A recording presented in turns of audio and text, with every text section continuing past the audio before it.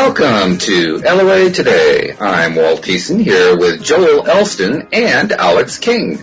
Today is Thursday, July the 11th, 2019. It is 8 a.m. in New York, 5 a.m. in Los Angeles, 1 p.m. in London, 10 p.m. in Sydney, and 9 p.m. in Tokyo, Japan. But wherever you are in the world, thank you for joining us for another episode of LOA Today, your daily dose of happy. And we are going to do our best, as we do every single day, to help you get into that happier feeling space. Because as I pointed out to my colleagues here before we got started, better is better. Anything that you do to get into a better place is better. Doesn't matter where you are. Better and better, yep. Doesn't matter how bad things are. Better is better. Mm-hmm. It's hard to remind ourselves of that. Sometimes it's hard to remember it at all. That's why sometimes you have to play songs that are conducive to your situation. Conducive to the situation. What do you mean by that? Like, for instance, when you said better is better, the song I'm Better came into my head, and it's a new song by Missy Elliott, and it just repeats over and over, I'm better, I'm better, I'm better. And then I was like, oh, it's so jolly, and it just gets you going in the morning. Mm-hmm. Okay. All right. Well, I certainly am an advocate of using music that you prefer, that you like, to get into a better space, because it works really, really well for me. I think Joel actually incorporated it into his practice. I'm not 100% sure of that. But Well, yeah, one of the things that I found that it's as bizarre as this may sound, I find, music just as you're saying, has a direct effect on the mood. And I often, for years before I even understood that, I had, had music for certain situations. And like before I'd work out, I'd have some very, hard driving, intense music that sort of got you got your blood pumping, and then you could have music at night. I mean, music, it actually fits perfectly. It's just vibration of sound. I mean, it's vibrational that creates a sound in our interpretation. And one of the things that's mentioned is that a lot of this has to do with what you interpret. And, there's some songs that I don't even know what they mean. They just seem happy to me. It's just like, I've heard, like there's a song by My Chemical Romance called Black Parade. Well, apparently it's a very dark song. I think it's very awesome. I mean, it's very upbeat. I love that song. Yeah, they're having a parade, and I don't really understand why it's black, but it doesn't matter. It's just a great thing, and it's a very upbeat song to me. And again, I've had people say, "Well, that's a pretty dark song for you to be listening to." So a lot has to do with your interpretation of what it is, and so and also on the other hand, there's a song that I'm trying to think of. It's pretty dark, and some of it's pretty negative. And I've actually deleted it off my playlist because I just don't want to. I don't want to bring that into my orbit. I didn't, so I do like really intense songs. I don't want it to be a dark based, and so music is awesome in many ways, and it can lift your mood. It can also bring you down. I know people that go through breakups, listen to songs.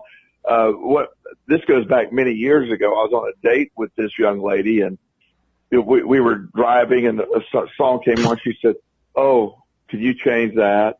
And I'm like, "Okay." And I was like, "Why?" And she said, "Well, that was my ex-boyfriend. We just broke up song." Oh. I said, "Okay." I said, "Wow, this is going to be an awesome day." Yeah, right. That's a great start to the day, and it pretty much was self-fulfilling after that. But that's a different story. And way to read the room, Mary. Yeah, and so it's like and that's exactly it. So it's just and Walt has often discussed how comedy really gets him in tune with the law of attraction. So, I think anyone who's watching the podcast gets that, because they can just tell, because every single show we're cracking jokes. So apparently I seem to like comedy. A little bit. Just a tad, yeah. Walt and I were just, sorry, go ahead. No, that's right. I was just going to say I agree with everything you're saying, of course, but I also wanted to emphasize one point you made, because I thought it was a wonderful point. It's what you like. It's what you prefer. Because everybody's not going to agree on what they prefer. Some people are going to find, you mentioned this one song that it was Black Parade, I think you said it was, that you felt really good about. It just felt really good to you. And I think it was pretty clear that you didn't pay a whole lot of attention to the lyrics. You just liked the music. You liked the beat. You liked the rhythm. You liked the upbeatness of it. Right. And so forth. Right. Well, and also the song, Walt, that song also, quick story behind that song, it'll sort of relate to, many, many years ago, when I was driving my boys to school, one went to elementary and one went to middle school, and they had diametrically opposed taste of music, and there was always an argument about what we listened to. So on XM radio, they had the top 10 songs played over and over and over. So we just agreed to listen to that on the way to school. Well, during this period of time, Black Parade from My Chemical Romance was in the top 5.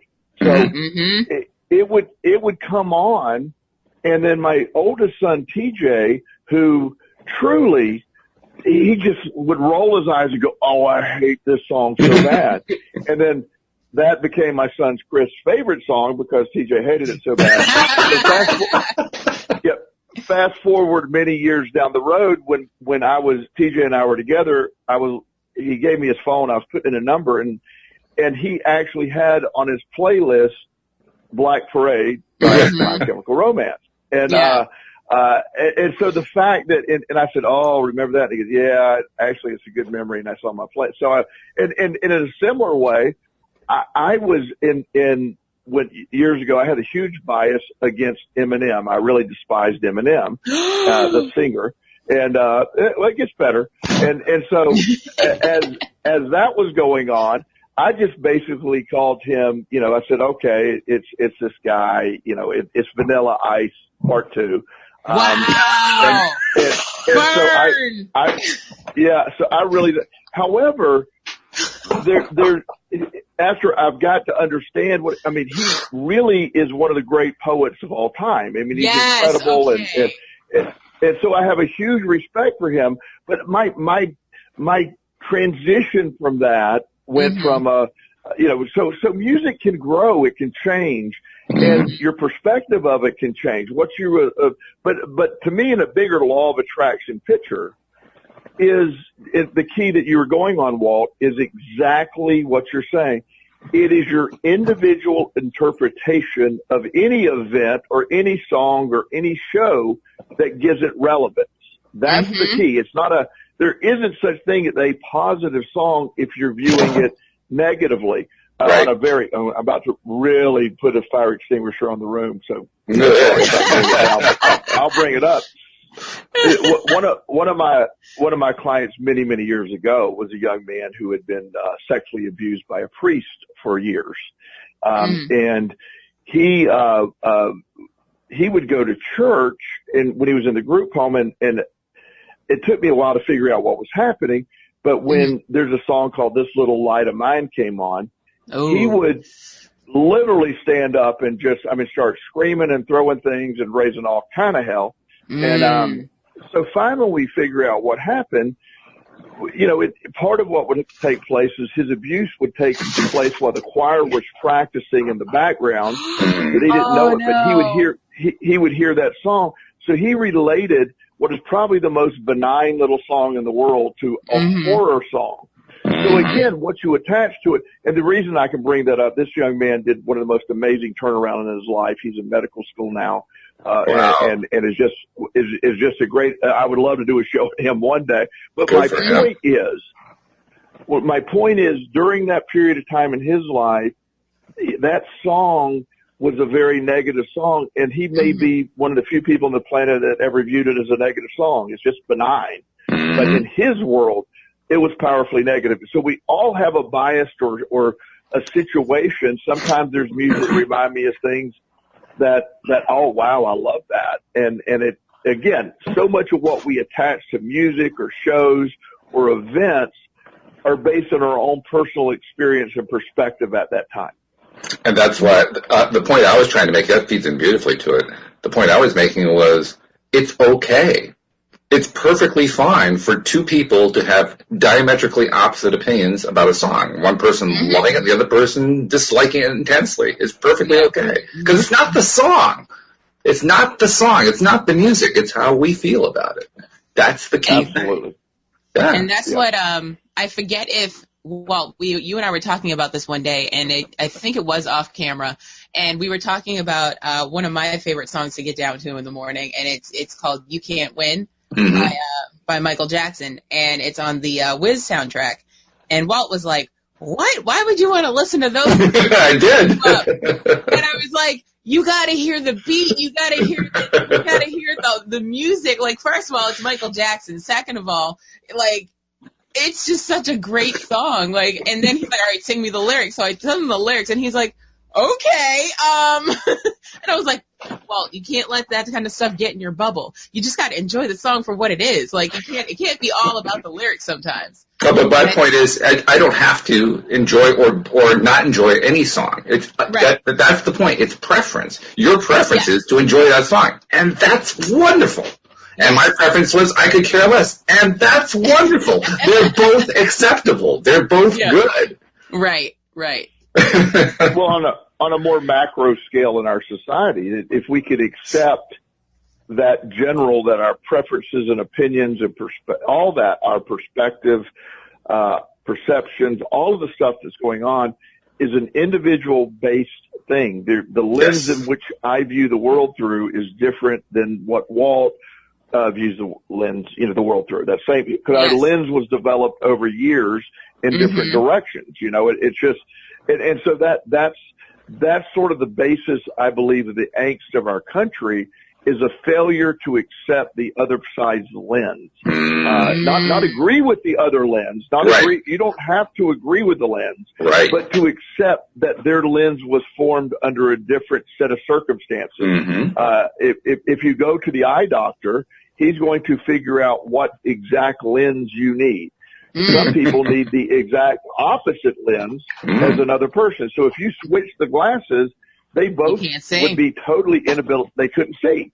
But their lens has been tailor-made for them. So everything that we've experienced in life has developed these lenses that we look at things and we hear things and we smell things through. And so all of this, there's some people that will have a smell that's like, God, that stinks. Well, that's a great smell. Somewhere along the way, somebody convinced people that Axe is a great aftershave or cologne.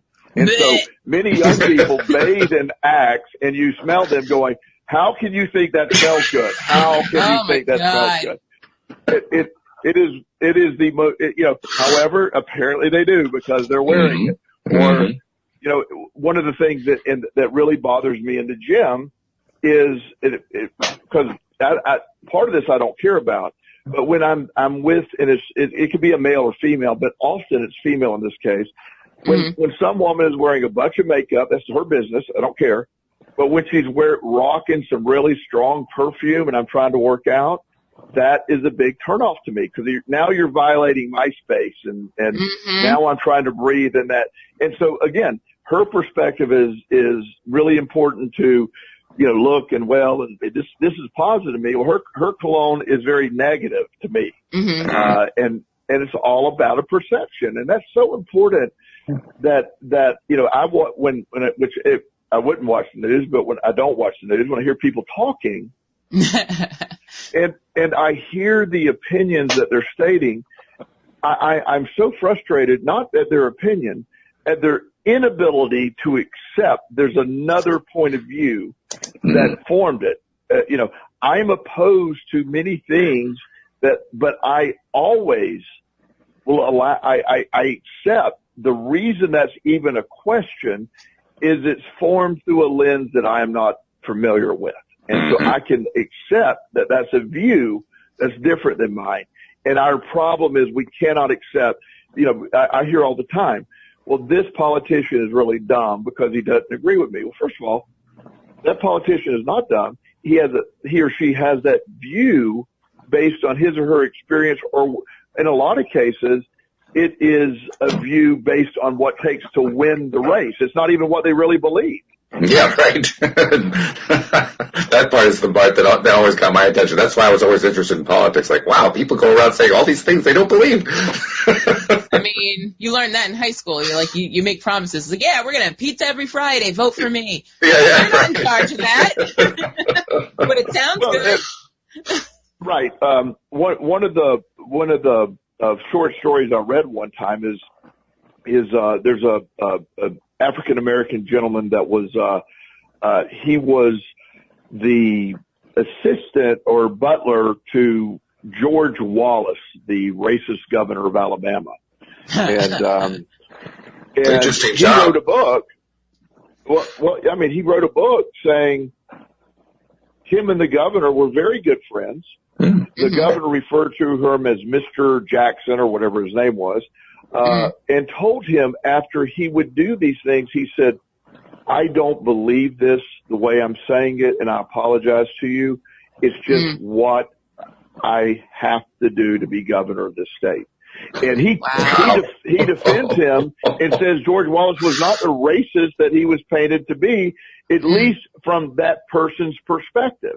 And I know several people who were in government or had high-end government jobs, like, for example, Republicans who really deep down believe we need some form of gun control, but they cannot say it because they will never be elected. Or I know Democrats that want some, that think the abortion stuff's getting too far or too out that. And so you have either side, but their narrative doesn't match, and so they're stuck into a bubble of what is expected of them. And so, the what we believe often has many factors that we don't even take into account.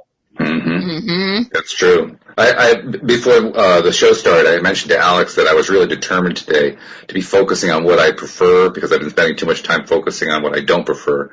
And here's an example of it. I was focusing on a conversation I had with somebody on Facebook who was arguing about politics, and I was trying to argue about politics. I just want to talk about LOA. He insisted on talking about politics, and he got really mad at me because I would not stand up in favor of unity. The idea that everybody should be on the same page and have the same idea about issues. And I mean, he was really adamant about it. Yeah. He really honestly believed that until we achieve unity, we will never end dissension. And I said, wow. Okay, yeah, well, I don't think you're ever going to end dissension. Good luck with that one. Right? It's just not going to happen, divisions are going to exist as long as we have different perspectives. Oh, he wasn't having that. He wasn't having that at all. And I began to realize this is actually a very common belief. It's like you were alluding to a moment ago, Joel. The idea that we have to all believe the same thing in order to solve the country's problems. Nah, different strokes for different folks. Well, and I believe the opposite of that. I believe the incredible strength of our country comes from diametrically opposed views. It puts us in when Russia or China dictates, okay, this is the state doctrine, here's what we believe. Everybody then plays that, and it's not a productive society. It doesn't work that way. That's true. I love and I love the concept of. I wish we all had totally free college and totally free health care and totally free air. I love that. However, I'm also aware that we can't afford all of that stuff without giving up other stuff. And we need to have a strong military. I don't know how strong a military. I mean, we somewhere in the middle of all this is where we usually end up. That one of the things that I think is, and I don't care which side, our country tends to be more productive, again, from my perspective only, when the House and Senate and when there's not you don't want it all Republican or all Democrat. It's good to have, one side or the other to sort of reel the other side in, because that's when there's balance. And I think it's incredible how we set it up for those checks and balances. I think the most destructive times are when we have one party in charge of everything and they can push through everything and send it too far the other side, and then the pendulum comes back. So I love the diversity in our country. I have a couple of friends who have adopted a child, and they're gay. These are two men. They're wonderful, wonderful guys. And however, they're on this big thing. They want to, they're wealthy. And so they said, well, we don't want to move to Alabama. Or no, we want to move to Alabama, which I don't know why. However, they said, but the adoption, they said there's a question of whether the adoption would be recognized in Alabama. And there's a big legal thing over that. And I go, my God, why do you want to go there? There's 37 states. You have $25 million. You can do whatever you want to do. And you want to move to Alabama. It's almost like there's a draw, like a moth to the flame. Exactly. Yeah, that's exactly it. Instead of focusing on where you don't want to be, there's tons of states that are very neutral or the other way. But and why would you choose a state that's diametrically opposed to what you're doing? I don't want to live next to someone who truly believes my existence is a sin. Now, I'm not saying it's right for them to believe that. I'm just saying I'm not going to go in there and change it and then somehow say, oh, well, don't get offended when I go to Alabama and somebody makes, gay jokes. It's just not the way it works. So my point is, my point is you can find the diversity and if we look for, we have all that. And I think the free market handles a lot of things. Eventually, if you believe a certain way, people aren't going to come there. It all works out, but trying to jump in the middle of it and force other things that cause us a problem. So that's why our country is great. It's the fact that, one of my clients is, he is one of 7, and I don't even know the term, but I call him a nuclear scientist because he is, but it's beyond that. I mean, he's one of 7 people in the world that holds this freakish, I don't know what it's way beyond me even explain it, but it's like he deals with like nuclear fusions and stuff like that. And this is one of the smartest people to walk the planet. I think I remember him saying his IQ has been measured at 182. So just incredibly smart. Has the least common sense of any human I know. Yeah, sometimes you have one and you lose the other. He doesn't get sarcasm. He works for our government. And he has a person, this is a true story, it's in the Pentagon. He has his own person who follows him because he forgets where he parks every day. He forgets. He has his own person assigned to him to help him with things. I find that fascinating. Yep. So, it's, when we do that, when we look at it from that perspective, I love I'm loving how we do things where we accept other people's position. I don't want to create the anti-law of attraction or the wrong side of the law of attraction by going around enforcing my beliefs on other people. You want to believe what I believe, that's awesome. You want to disagree with me, that's great. I'm not going to spend a lot of energy on either side of it. Because it's attracting. That's that energy that we're trying to do. It does the opposite. And it's so important to understand that. The other thing that I've noticed a lot, and another reason I'm trying to move away from all this, is among people who take extreme stances like, oh, we all have to be unified on the same belief, is that they also seem to have another tendency in common, and that is they all believe that they are victims of whatever the opposition says to them, about their position or whatever, so that, if they stand for one side of an issue and somebody else stands for the other side of the issue, and that somebody else says something in a really passionate way about how it's wrong to hold that position, they have no choice but to be angry at that person. They are not in control of their own emotions. They are dependent upon the emotions of others. And that tendency seems to be almost 100%. I say almost because I leave open the possibility that maybe there's an exception to the rule, but so far as I can see, everybody who I've been interacting with who has expressed some idea that we have to gang up and we have to force our views on everybody else, at the same time believes that they are not able to control how they react when somebody on the other side says something they don't like. It's amazing. Yeah. Yep. I want to bring back the point of that Joel was talking about lenses, and that reminds me of a video I was watching. It was an experiment based on privilege, and it basically showed how, I'll explain the experiment, but it basically showed how the advantages you had in life that other people haven't had shape who you are, and it's based on nothing that you have personally done. So, for instance, the example was it was a line, and many people have probably seen this video, and it was a bunch of kids in a straight line, and of all different shapes, sizes, colors, women, men, and everybody.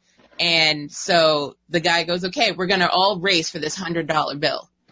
And he said, but before we do, I'm going to ask you a couple of questions. And if your answer is yes to the question, take 2 steps forward. So the first question, I believe, was, do you live in a 2-parent household? And a lot of the white people took 2 steps forward.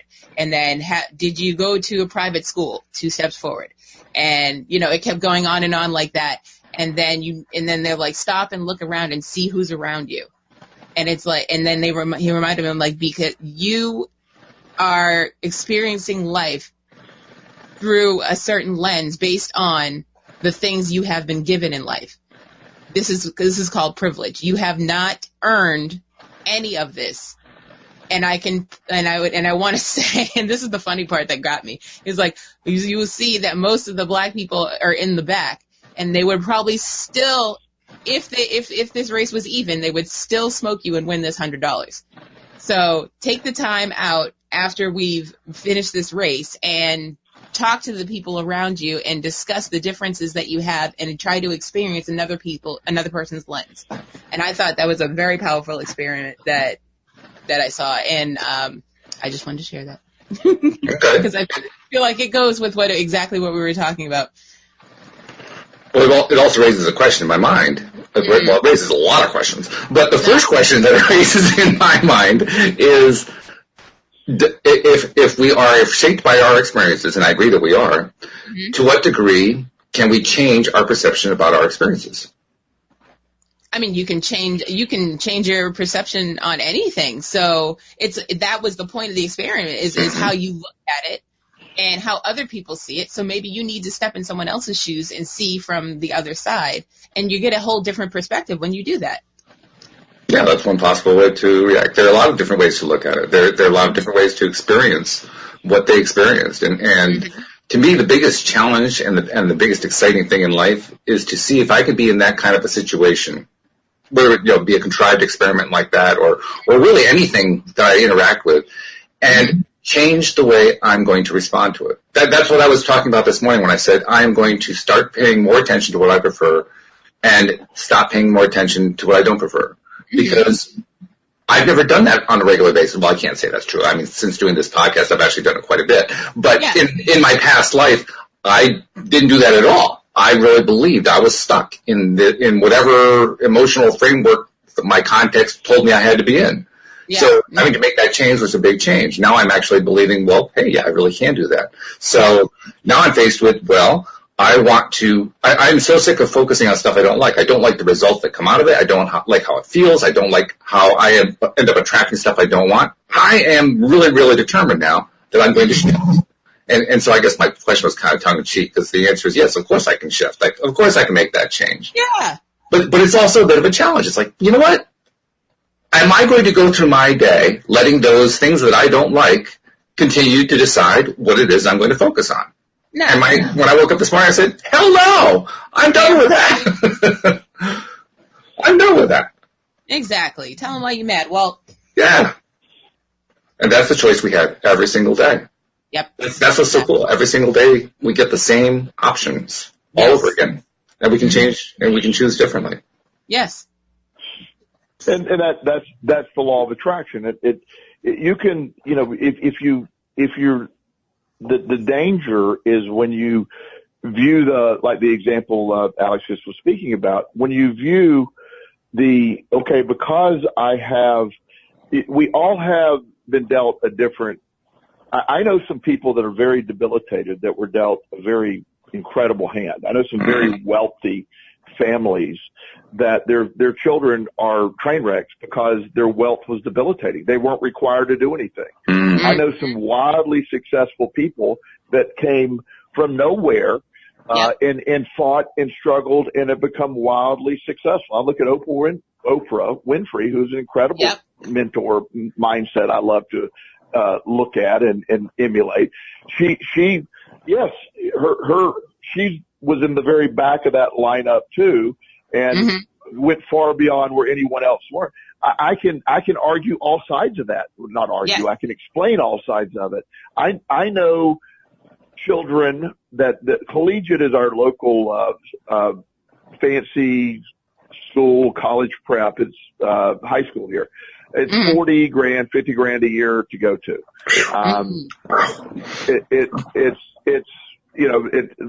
It's full.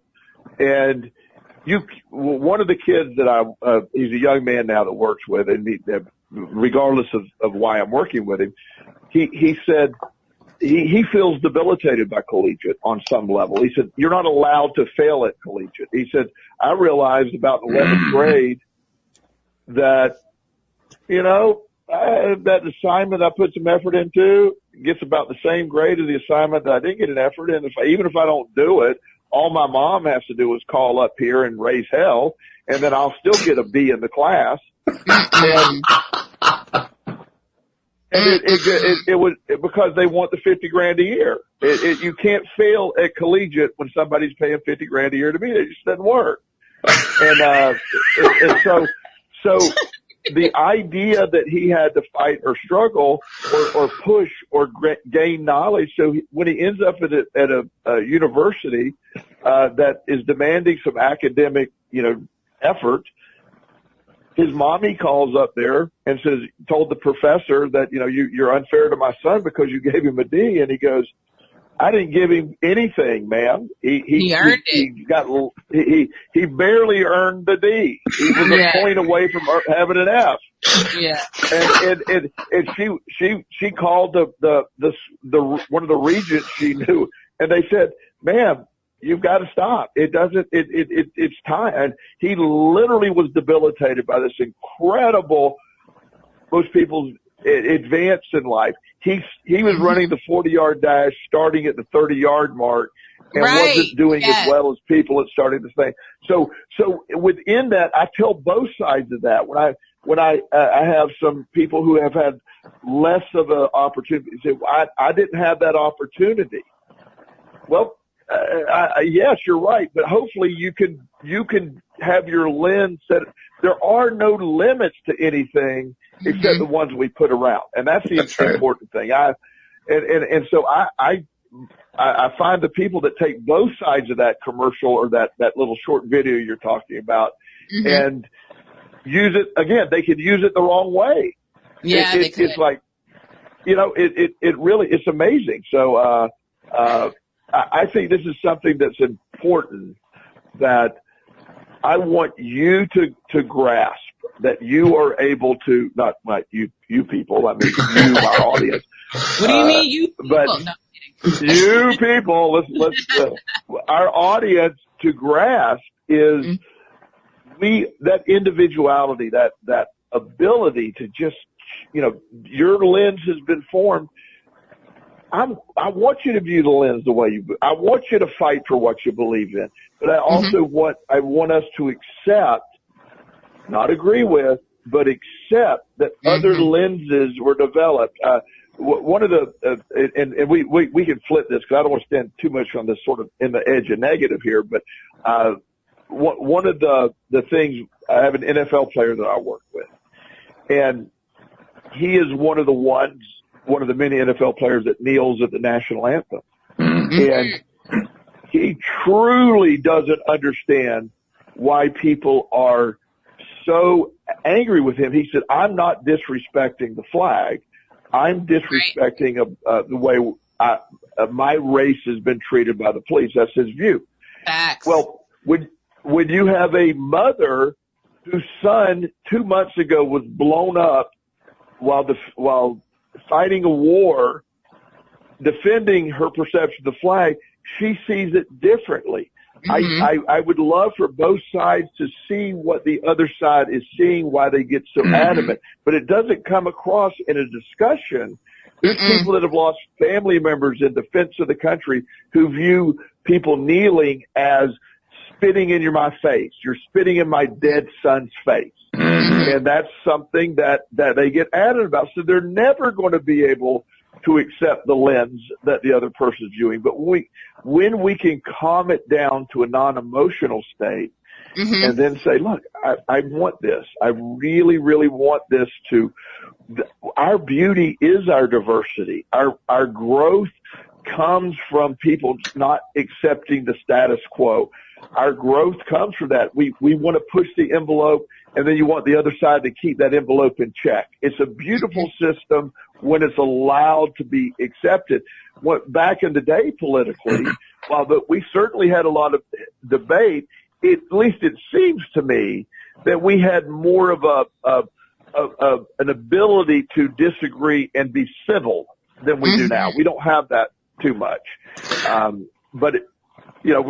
social media contributes to that because what happens is when you get a group of people that have the ability to sort of all get together and tout their own conspiracy theories and there are literally people, to sort of lighten it up, literally people with all their heart that believe that the earth is flat and it's a conspiracy. They believe this. They really believe it. Yep. Yes. Flat earthers. Yes. Yeah. It's true. I mean, it's amazing that exists, and it's like, I'm not grasping why you'd believe it, but instead of, I just like the fact that we got those folks out there. Okay, good job, guys. I mean, wow, you know. Yeah, right. It's better you than me, but I understand. I can't remotely get to where they're at, but I without any investigation, by the way, I've never tried to figure. I've always, for the longest time, thought it was a tongue-in-cheek, sarcastic sort of let's just not. We don't really believe this is sort of a joke thing until I find out. No, there's people that really are like in videos, like near tears, like, yo, the earth is flat, like. Calm down. First of all, if the earth was really flat, the cats would have knocked everything off by now. So right there. And even beyond that, if the earth is flat, how in the world is it affecting me? It's not. Right, right. Or if it's round or it's a sphere, or if it's I'm waiting for the triangle shaped earth theory to come out soon. Something, but at the end of the day, we have to accept that. And one of the things that I was hoping to mention, and I'll tie it in. This week I have been on. I'm always reading books and always finding new things. There's one that I'm loving right now that I want to share with our audience and sort of bring it to the place. There's one called Stress Less, Accomplish More, Meditation for Extraordinary Performance. And the author's name is Emily Fletcher. And I actually ran across her when one of my friends who's a public speaker, was telling me, he said, and I thought, okay, another meditation lady. Yay. We have plenty of those. Dime a dozen. Yeah. Yeah, exactly. But she literally has a sort of combined mindfulness, meditation, and manifestation into a morning, or a 2-time a day ritual. And the meditation she's using is sort of a mantra meditation. And for those, everybody I ever talked to at some point said, I can't meditate. I said, okay. Yeah, that's me. You can. Yeah, you can. I know I can, but I can't. Yeah, well, exactly. That's everybody's reaction. Because, but the reality is, if you sit down, it's impossible to do it wrong. It's just literally impossible not to do it right. And so if you do it, so part of the process is, and I encourage you to look at the book and maybe even attend. I'm probably going to attend one of her courses because I really am that into it. It is, you start off in a mindfulness set, and that's simply taking a minute to just sort of sit down, just get where you're at, live in the power of now. Right now, I'm sitting down, I feel this, the temperature of the room is this, my heart's beating, and take about a minute to sort of get focused on where you're at. And then for the next 14 minutes, you close your eyes, you're sitting straight up, and you utter a sound internally. You don't say it out loud. You just think this sound. It's called a mantra. It doesn't matter what it is, but it needs to be nonsensical. Or one that, like Om, the sound Om, just O-M, Om, and just think that over and over for 14 minutes. So wait, you think it and say it? You don't say it at all. You just think it. Now, in the middle of this, what everybody thinks they're doing wrong, after about a minute, you're going to start going, I wonder what's in the dog's food. Let me read that. Yeah. Nope, need to get back over here. Then the moment you find yourself sort of over there, say, nope, back to Om. And then you start thinking Om again. It's like, did I pay that bill? Thanks. Did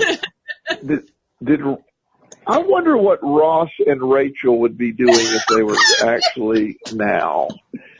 And then all of these thoughts, and then you keep going back to come back to Now, what happens with those? The point is, and that's where most people lose meditation, say their mind won't work. No kidding. There's a point of that, and it is actually working. Now, as you do it, those thoughts become less and less. But if you keep at it, there's a moment that when you do this meditation, when you're doing this mantra meditation, by the way, this is a form of transcendental meditation they have a trademark, so you can't say it's transcendental meditation, but it's sort of transcendental meditation. And it's just saying the mantra over. It's low-key meditation. Yeah, it's a great marketing here, folks. Yeah. Now, you don't need to hold your fingers in a certain way. You don't need to cross your legs in some guru setting. You don't need to wear yoga pants. You don't need to. I'm not doing it. They're optional. In fact, pants are optional entirely. That's all up to you. But just put a towel down if you need that. Anyway, you had to be pants are optional. Yeah, and so within this process of meditation, there's this moment where you just feel this. They call it the bliss chemicals, where dopamine. It's not a high, but it's this amazing feeling. You literally feel it in your brain. Maybe not the first time you do it, maybe not the second time you do it. And now she gets into great detail of why this process works and what it does. But she basically states that there's a certain amount of adaptation. There you go. We have an ability to adapt to life. It's almost like a gas tank. You wake up in the morning and you have this gas tank full of the ability to adapt whatever life throws at you. Then as the day goes on, we sort of burn. And so like at the end of the day, you're being set off by anything, or it might be the middle of the day, or you may start off your day and then use it all up. So the idea that this process allows you to replenish that ability, it gives you more energy. It's a great reducer in stress. There's a lady that had, that one of the case studies she talks about is this lady had a severe case of a diagnosed anxiety disorder. It was verified through she ran around with like quadruple the amount of cortisol levels.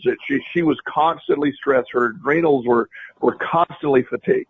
Wow. And she started this process, and through blood tests verifying where they're at, using, high estrogen, levels which come out from stress, super low, dopamine and all these chemicals, the opposite of where they need to be.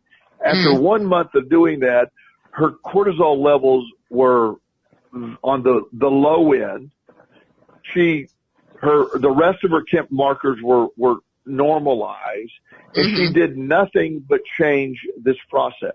And there's Parkinson patients that report, and again, this is not a medical statement. If you have Parkinson's, you have to talk to your doctor, blah, all that disclaimer stuff. However, there's people that with Parkinson's that have done this that have been able to greatly reduce, if not stop, their medication. Because so this is something doctors are now buying up. There's a lot of studies taking place. So I really encourage people. The book is called Stress Less, Accomplish More, Meditation for Extraordinary Performance. Emily Fletcher. I've listened to it on Audible. I listen to a ton of stuff. So I get a lot of ideas that way, but there's few things that I run across that really hits me in a certain way. And I've added this routine I've replaced my morning routine with this, and I do an afternoon. Wow. And I find it to be incredibly beneficial. Wow. That's a great endorsement right there. And to add the manifestation point on the end, to add the law of attraction piece, and where she sold me and hook, line, and sinker and everything, is you do the manifestation, the law of attraction exercise at the end of your meditation. When the body is flooded with positive bliss-like chemicals, makes sense. Now you're in tune with now you are emotionally, the vibration you're putting off is exactly what we're seeking. So when I have people, this is the law of attraction connection. So when we have people who are, how do I get what I really want? This is a method to vibrate on the level that you want to vibrate on, and then apply the manifestation while you're in this mindset. It becomes an incredibly powerful tool. I love that on a number of levels. One level that I love it on is much earlier in the podcast, Joel, you were talking about how politics used to be much more civil. There was a greater level of civility than there is now. And I think that really points to what's really going on. People talk about how it's the dissension. I say, no, it's really actually how we're reacting to it. And this process you're describing is a wonderful way to help oneself change the way we understand what's going on with things that we don't like, such as politics. I'm not limiting it to politics. It could be almost anything, really. But the point is, if there's something going on that you're finding yourself, you're like I was talking about this morning, I want to get away from focusing on stuff I don't like. Well, if you're finding there's stuff that you don't like, there's a great process that Joel just described for helping you get away from focusing on what you don't like. If you don't like the way somebody else is talking to you about some sort of issue, well, try doing a little meditation using the OM method. Yeah. And you can get yourself to that good feeling place. And then, and this is the critical part, and then when you're doing the LOA portion at the end, make sure you're describing what you want and not what you don't want. Like, I don't want any more of that terrible person saying these terrible things to me. No, don't go there. Don't do that. Yeah. Go to what result you want instead. What's the actual positive way of expressing? Yeah. She literally says exactly that, where you get to the point at the end when you do the manifestation piece. It's basically what we talk about every week. But what she says is you visualize, you feel exactly what you're trying to feel. What you want. You feel as if you live in this mindset that you feel that you have already obtained this. And this is awesome. That we're in this mindset. So when this is a hack to get the brain to produce the chemicals which puts off the emotional vibration of what you're trying to attract. The one of the things, and I almost am hesitant to say this because it could be really coincidence, but you know how coincidences are. So, I've been doing this for, about 3 or 4 weeks, and I've financially, I never, I'm in a great place financially, and I do things in a, I don't worry about money anymore. I have plenty of money, and it's not a big, massive focus. But as I'm always sort of, striving, and I always have goals, so I've had a number that years ago would have been a ridiculous number to be able to obtain sort of in monthly income. And so I've, and said, but not that I have an abundance now, but I would like to. So this month, I've had a number for a long time that I put to a point I didn't think was really possible. Well, on the 11th, on the 11th of July, I just booked enough stuff that will put me about 15% over that number for the month. Wow. Nice. Congratulations. Yeah. Thank you. And it was, and again, I'm not saying this meditation did that. I'm just saying it is part of what I've incorporated into that. And I find it ironic with me starting this that now, and again, on the same token, I had an abundance before this happened. I have an abundance after this happens, and I will continue to have an abundance, and that will keep coming in. But I just find the timing of it pretty amazing. And, agreed. And part of what I want to do is I've been working or mentally working on my, a few books, and part of my meditation has been my thought is I want to get these books done. I procrastinate. I go in a million different directions. My ADD takes me on a whirlwind circus tour of everything you can think of, but writing a book when I'm trying to write the book. So I've started adding that equation. So in the last month or the last few weeks, I've gotten, probably, 250 pages written of one of my books. Nice. So I'm seeing some good results, and again, it's our skeptical people out there will be like, oh, well, Joel, this has nothing to do with anything. It's the only I don't think there's too many in our audience like that. Actually, most of our audience actually will be accepting of this, but there are a lot of other people outside of our audience who feel that way. Yeah, right. And so when you hear that, and again, I try to put that out there as part of the process, but I love. Because the biggest questions that we keep getting asked are, how do I physically do this? How do you do, because you want it, but you don't want it too much. And she addresses this again in the book about you desperately want it will never get you anything because you are desperate state of mind versus putting it out there and living. So she addresses the law of attraction piece exactly as we talk about. Then she adds putting the law of attraction in my mind. These are my words. Like starting in a mindfulness place, you get ready for the meditation. The meditation literally changes the chemistry of your body, where you're emotionally at a different level. Then you're able to be vibrating emotionally on a certain to get what you want. Then you plug in what your desires are, and by believing that you're already there. And it's a perfect way to implement the law of attraction. While the title is more about meditation, it is really a roadmap to effectively use the law of attraction. That's very cool. I also have to ask the usual questions whenever there's a meditation modality going on. So you say you do it twice a day. How much time do you spend on it? 1 minute on the mindfulness piece, 14 minutes on the meditation, and a minute or two on the manifestation at the end. And is there a particular time of day? Is it first thing in the morning, last thing before you go to bed, or does it matter? One of the things that she says, and I love how she said that, if you're asking for the perfect scenario, you get up, you do it before right after the bathroom trip, you sit down and you do it before you have coffee, before you do anything else. Then you do it again after your lunch digest. You don't want to do it right after you eat because there would be a tendency to get, you get sleepy right there. But like in a perfect world, you would do it at 6 a.m. and then 2 p.m.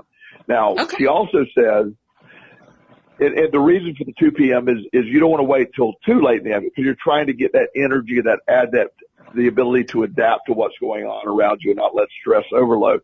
So 2 p.m. This can be done and again, in a perfect world, you're sitting on your back straight, your feet are on the ground, you're in a darkened room or a lightly lit room and there's very little distraction. Or you can do it in a busy airport, or you can do it where, don't try to put parameters. Do you want optimal conditions or do you want to be able to do it? She has effectively done it in airports. It's really a great technique that, her point is do it. There's optimal conditions to do it in, but never not do it because the conditions are less than optimal. That's the key. Yes. I think that is important. In fact, personally, I kind of like the challenge sometimes with a process, particularly a new process like this that I hadn't done before, of can I do this in non-optimal conditions?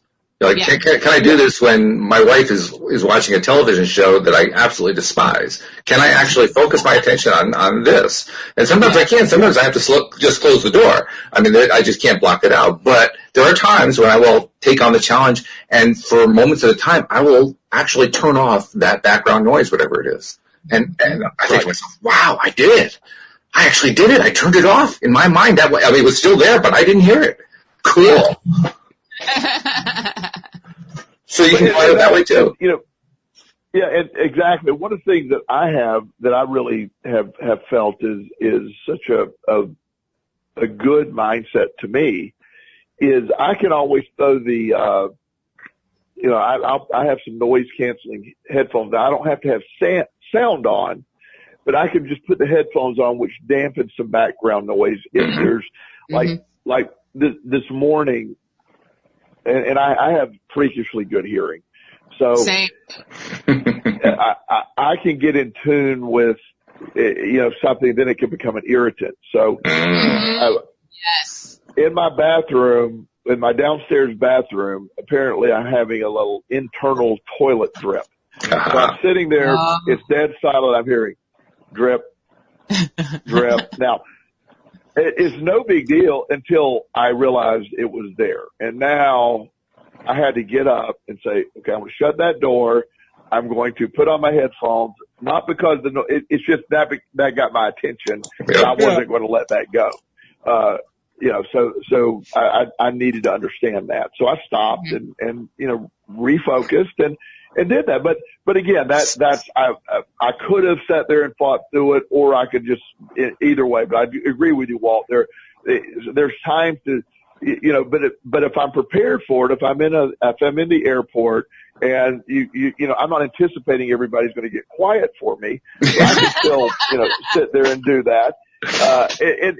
But that's why I love this technique. So again, I don't often really, I usually take bits and pieces from everything I learn, but I am really, really impressed with this, and I'm really impressed with the law of attraction component that's attached to this. It is really big here. Yeah, I can see that, and for good reason. That's a very cool package that she's put together, and more power to her for doing that. We only have a couple minutes left. I want to make sure I get our announcements in. If you are not yet a subscriber, look at the kind of information you get, and it's different every single episode. We do 5 episodes a week, and you can get subscribed and get all of them free coming to your device every single day that we do them. And it's very simple to do. Just go to the homepage of our website, loatoday.net, and follow the directions at the top of the page, and within moments you will be subscribed, and all of our good shows will be coming to you every single day that we publish them. And also feel free to check us out on YouTube if you want to see what we look like as we're talking about this stuff. I mean, Joel, actually, he doesn't show his face for, because, well, I won't even go there. But we're trying to keep things positive, Walt. That's right. But no, seriously, if you want to see what we look like and maybe even follow us on the live stream, come to YouTube and subscribe there. I always let Alex describe how to do this because she does it better. So how do they subscribe and follow us on YouTube, Alex? Well, you take yourself on down to YouTube and you go to search LOA Today podcast videos. And once you've seen our smiling faces, you will underneath it, above it, you will hit the subscribe button.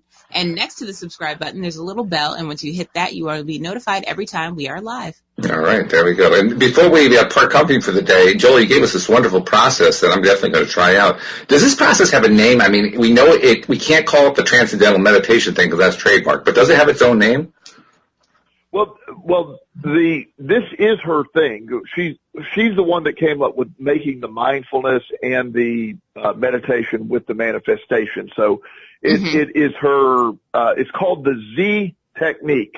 The Z technique. Okay. Or Ziva Meditation. Okay. Ziva Meditation or Z technique meditation. I think I like Ziva better because if I call it the Z technique, I'm going to fall asleep. Facts. There you go. And we're trying to avoid that. Although that happens too when you're trying to meditate, so you got to kind of go with the flow and not worry about it. But thanks for sharing. That's a great technique. I really appreciate that. That was kind of an unexpected bonus for today's show. So thank you, Joel. Appreciate that so much. Thank you to let's talk about it next week and see if you try it, we'll see how it works. Yeah, well, let's do that. Let's compare some notes and find out do we have any kind of results to report. And any listeners who want to come to the live stream and tell us their results, we'd be happy to include you as well. So by all means, let's do that. So thank you to you guys. Thank you to our live stream listeners. Thank you especially to our podcast listeners as well. And we will see you all next time here on LOA Today. Goodbye, everybody. Bye.